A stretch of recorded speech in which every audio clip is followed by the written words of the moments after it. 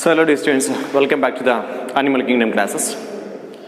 And next, the basis of classification.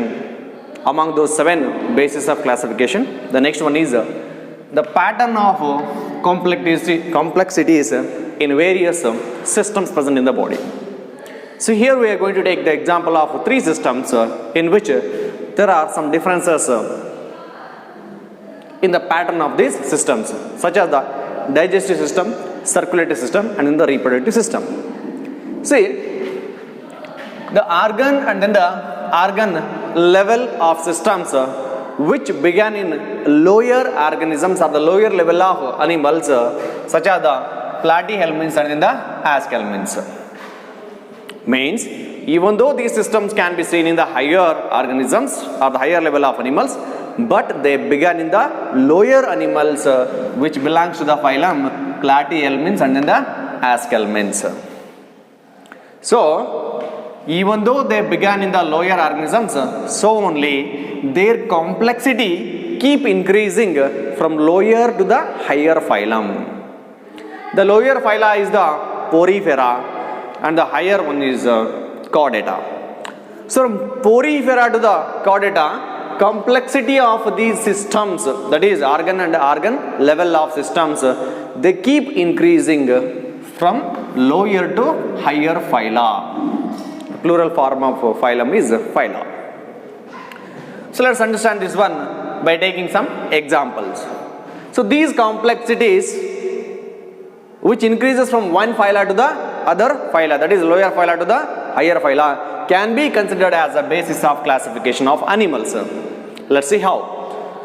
See, as a part of this pattern of complexities of various organ system, let's consider first one is the digestive system. So this digestive system, it is of 2 types. It can be of 2 types. What is that one? Incomplete digestive system and then the complete digestive system. So what do you mean by incomplete digestive system and then the complete digestive system? Here incomplete digestive system means, okay, so in this digestive system are, so in which only one opening will be present, only one or single opening present outside to body of an organism or body of an individual. In that individual organism or the animal, only one opening present outside to the body. Means a single opening is present which opens outside to the body, and this single opening only acts as both mouth as well as anus. Okay, such single opening acts as both mouth as well as mouth and anus. Means the way for the entry of the food and as well as the exit of the waste like fecal matter or the excretory product takes place through only one opening. Such digestive system is called as incomplete digestive system.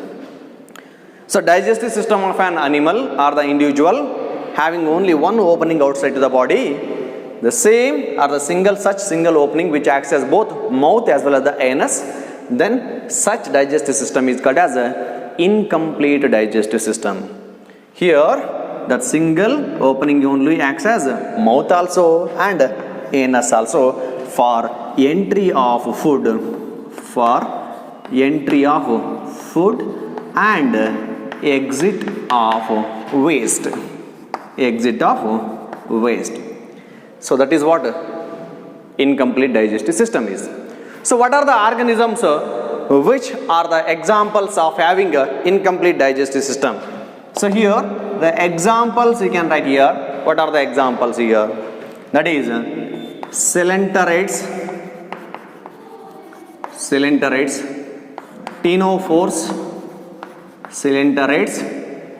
ctenophores, and even the platyhelminths, even platyhelminths. So these are the examples of incomplete digestive system. Remember the definition of the incomplete digestive system and their examples.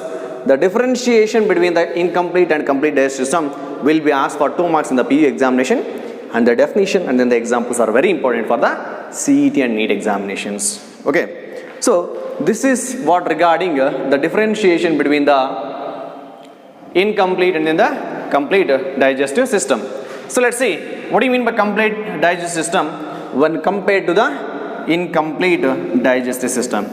Incomplete digestive system ge ಹೋಲಿಸಿದ್ರೆ complete digestive system ಅಂದ್ರೆ ಏನು ಹಾಗಾದ್ರೆ? What do you mean by the complete digestive system now? So when you know the incomplete digestive system means, you can define the complete digestive system also. So what does that means? That is the digestive system, so here in which the digestive system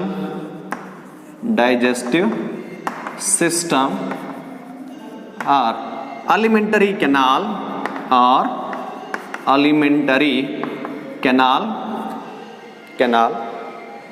having two separate openings outside to body, in which when two such openings are present, okay, one acts as mouth and other acts as anus. So there is a separate passage or the separate opening for the entry of the food and a separate opening for the exit of the waste. Such digestive system is called as complete digestive system. Here mouth for the entry of the food and anus for the exit of the waste. As two separate openings are present in the digestive system, then such digestive system is called as a complete digestive system. Here the example of organisms possessing a complete digestive system includes from the phylum Aschelminths,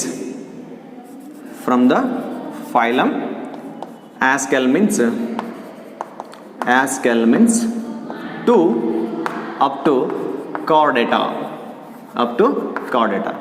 So all these organisms possess a complete digestive system. Is it clear, guys? So this is what the differentiation between the complete and incomplete digestive system. Examples of the organisms possessing such digestive systems. Okay. So this is what the difference in the complexity of a digestive system which can be used as a basis for the classification of animals. See, organisms which possess the incomplete digestive system, they are coelenterate, ctenophores, platyhelminths. They belong to one group. Next, organisms with complete digestive system, from Aschelminths to chordata, they belongs to or they possess a complete digestive system. Like this, it can be used as a basis of classification. Make a note of these points now.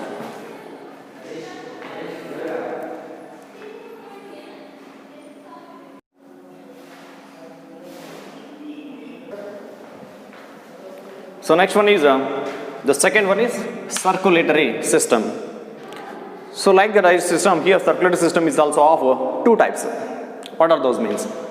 Open circulatory system and closed type of circulatory system. Open type of circulatory system and closed type of circulatory system.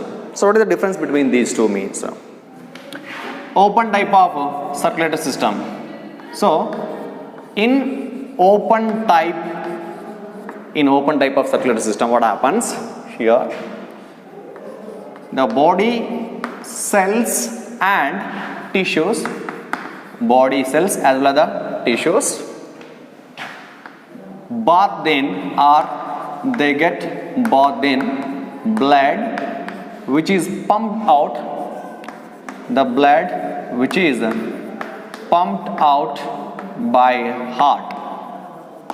So why this takes place means, as the blood flows through as blood flows in open spaces. Open spaces. What is the meaning of this one?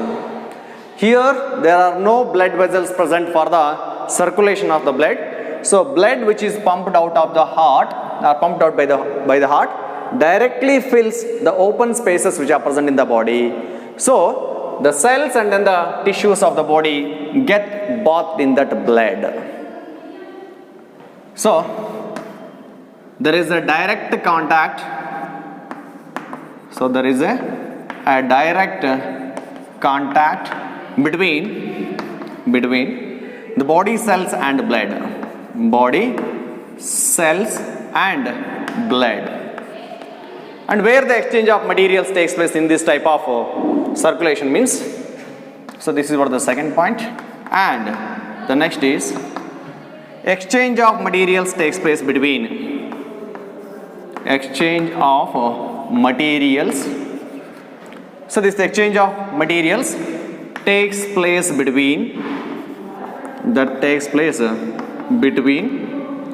blood and body cells. That takes place between blood and body cells directly. So as there is a direct contact between the blood and body cells, so exchange of materials takes place between cells and blood directly.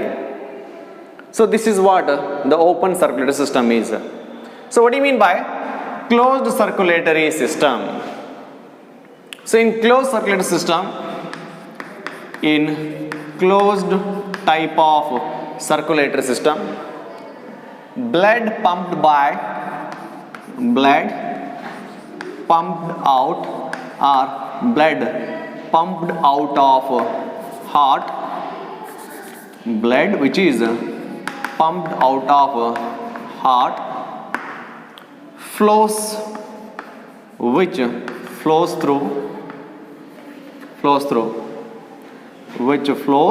through a series of blood vessels of varying diameter. Means blood vessels, all the blood vessels which are present in the body will not be having the same diameter. Their diameter varies from one to another. Such a series of blood vessels will be present in the body. Through them only the blood pumped by the heart flows into the different part of the body.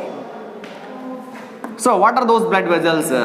Such as the blood vessels are nothing but here arteries. The blood vessels are nothing but here arteries, capillaries, and veins. So through these arteries and capillaries and veins, as they form a series of these blood vessels and ensure the continuous flow of the blood. So these vessels in series ensures continuous flow of blood. They are arranged in series and they ensure the continuous flow of the blood in the body. And so here what happens, as the blood flows only through the blood vessels, there is no direct contact between the blood and then the body cells. So no direct contact, there is no direct contact between body cells and blood. As there is no direct contact between the body cells and then the blood, then where the exchange of materials takes place? So exchange of materials takes place between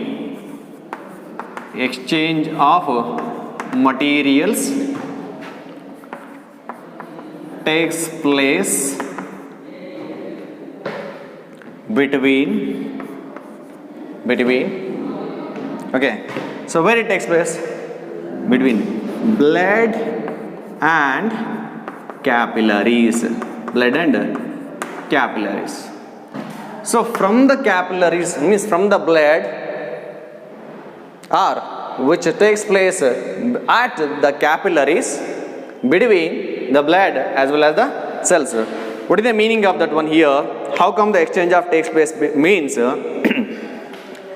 at the level of capillaries only takes place between blood and cells at capillaries, like this you can write. Otherwise, so takes place between blood and cells at capillaries. Why? Because here the capillaries forms the boundary or the barrier between blood and cells, so that there is no direct contact between the blood and cells. In between them, a capillary is present as a layer. So exchange of materials takes place from blood to cells, cells to the blood through these capillaries or at that capillaries. This is what regarding the open and then the closed type of circulatory system. Now, can you give the examples of organisms which possess the open circulatory system here? The examples of the open circulatory system and the examples of the closed circulatory system. Think which organisms are possessing closed type of circulatory system and which organisms possess open type of circulatory system. Yes, anyone can give the answer? Think. See, in previous classes such as the 9th standard you might have studied about various phyla, right? You may be knowing those examples. Okay. So those examples are nothing but for open circulatory system here. Say for example, arthropods. Next, non-cephalopod mollusk. Then hemichordates,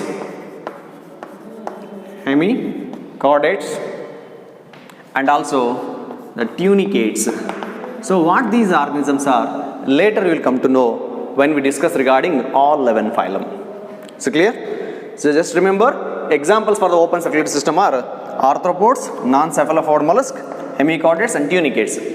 Similarly, what are the examples for the circulatory system, that is closed type of circulatory system is here, cephalopod mollusks.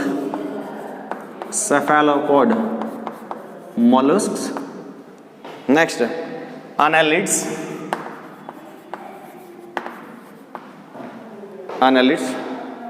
So along with that one, higher organisms such as the chordates. So these are the example for closed type of circulatory system. So this is also very important for the PUC examination for 2 or 3 marks, and definition as well as the various points such as whether there is a direct contact between the body cells of blood or not, and where there is a involvement of the blood vessels in the circulatory system. These points are very important along with the examples for the NEET and CET examination. Okay, make a note of these points also.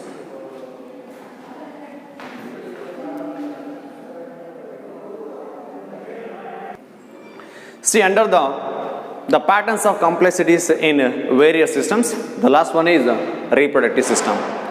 See, this reproduction is a very important or the fundamental feature of every organism. So each organism produces its own type of progeny so that its species can be continued forever, right?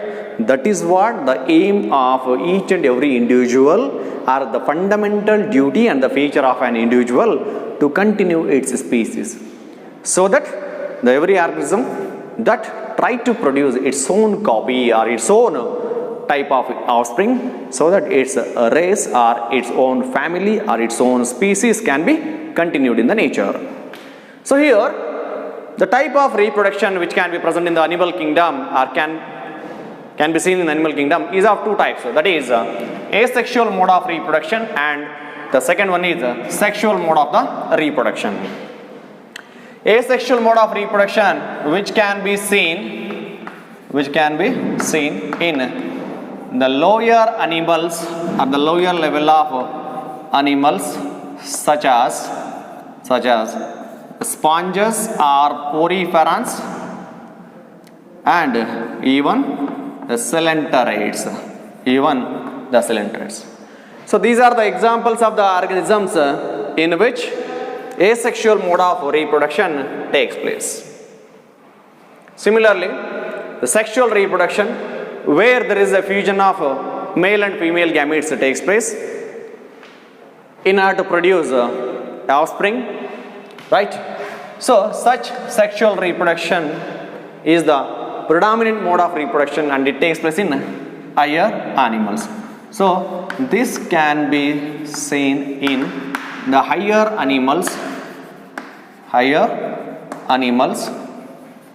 and is the predominant mode of this one is the predominant or the dominant mode of reproduction, means which is the major mode of reproduction in the animals, means that is sexual reproduction.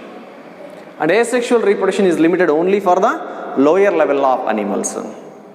Okay, so sexual reproduction can be seen in all higher level of animals. Okay, and this is the most predominant or the dominant mode of reproduction. So this is how, okay, as the complexity increases from lower level to the higher level in reproductive system, circulatory system, and also the digestive system and many other systems, this basis can be used as a classification, or this basis can, or this complexity which increases from lower level to the higher level can be used as a basis of classification of animals. So this is for today's class, and remaining thing are the next basis of classification we will discuss in the next class. Thank you guys.